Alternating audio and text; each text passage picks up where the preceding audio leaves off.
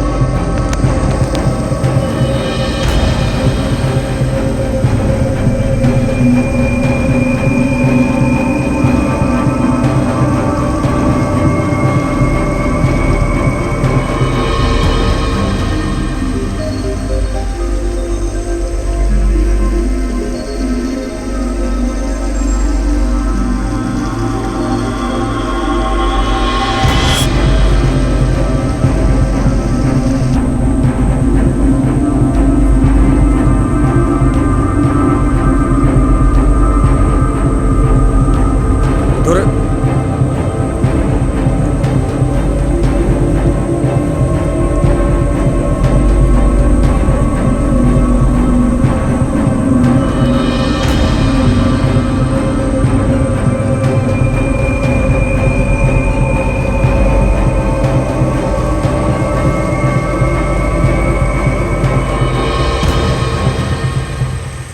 আমরা অ্যাকচুয়ালি ফটিকপুরের নদীবেষ্টিত এলাকার মানুষ। আমাদের চলাফেরার জন্য যে ব্রিজটা আজ থেকে প্রায় 25 বছর আগেকার এই ব্রিজটা বামফ্রন্ট আমল থেকে ছিল। তো সব নেতামন্ত্রীরা প্রতিশ্রুতি দিয়ে গেছে, কেউ কিন্তু আজ পর্যন্ত কিছু করতে পারেনি।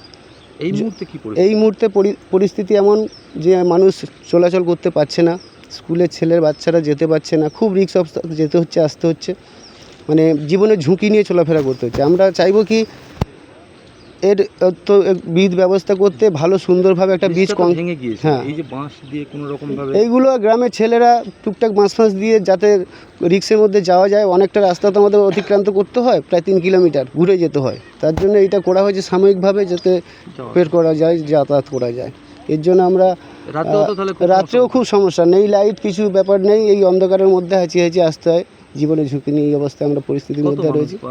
এখানে এই পুলের উপর থেকে সারাদিন অন্তত 2000 মানুষ যায়, যাতায়াত করে। মানে পুরো পুরো গ্রামটা কিছু অসুখ বিসুখ, কিছু সমস্যা হলে এর উপর দিয়ে গিয়ে সামনে অ্যাম্বুলেন্স আসে, নিয়ে চলে যায়, ঠিক আছে, এখান থেকে সব কিছু। কিন্তু আমাদের অতটা যখন ঘুরে যেতে হয় তখন মানে সেদিকে রাস্তাও খারাপ, এমনিতে ইটের রাস্তাও খারাপ, মানুষ হেঁটেও যেতে পারে না, কোনো সাইকেল বাইকেল যেতে পারে না, অনেকটা দূর ঘুরতে হয়। এই বিষয় নিয়ে কাউকে জানিয়ে কোনো সবাই প্রতিশ্রুতি দিয়েছিল করবো বলে, জানিয়ে কি করব, পঞ্চায়েতে বারবার বলা হয়, পঞ্চায়েত এখন বলছে আমরা কিছু করতে পারছি না। প্রতিশ্রুতি তো সবাই দিচ্ছে, কিন্তু কেউ প্রতিশ্রুতি কে রাখতে পারবে, সেটাই হচ্ছে ব্যাপার।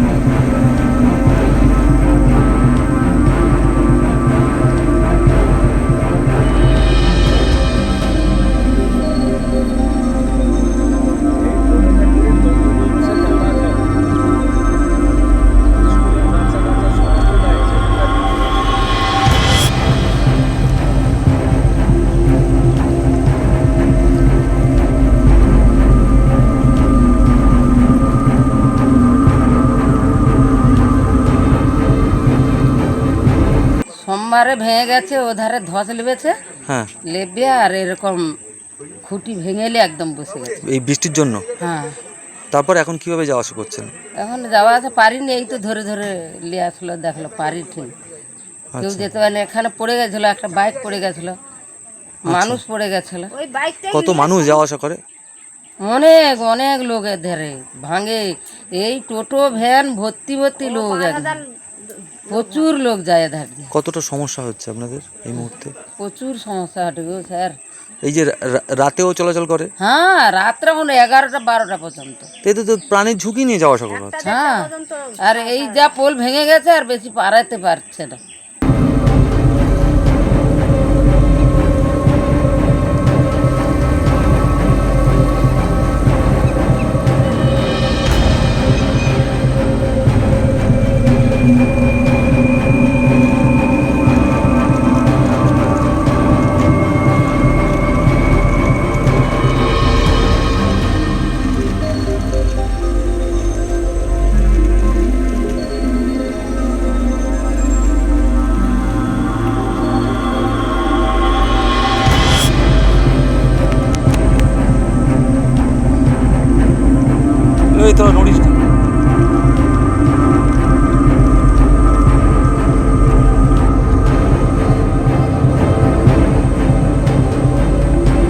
এই পরিস্থিতিটা আজকে 3-4 দিন আগে ঘটে গেছে, কিন্তু তার আগে পরিস্থিতিটা আরও খারাপ ছিল, কিন্তু আমরা স্থানীয়ভাবে উদ্যোগ নিয়ে সেই পুলটাকে সারিয়ে মোটামুটিভাবে চলতাম। কিন্তু এই অতিরিক্ত বর্ষা হওয়ার জন্য এই মাটির ধসটা নেমে গিয়ে খুঁটি তো কাঠের খুঁটি ভেঙে এই পরিস্থিতিটা তৈরি হয়েছে। এই সিচুয়েশন তো আরো বৃষ্টি হবে, সেক্ষেত্রে কি আগামী কয়েকদিন যে আরও ভারী বৃষ্টিটা হবে, তাতে করে আরও ভয়ঙ্কর পরিস্থিতি এখানে তৈরি হবে।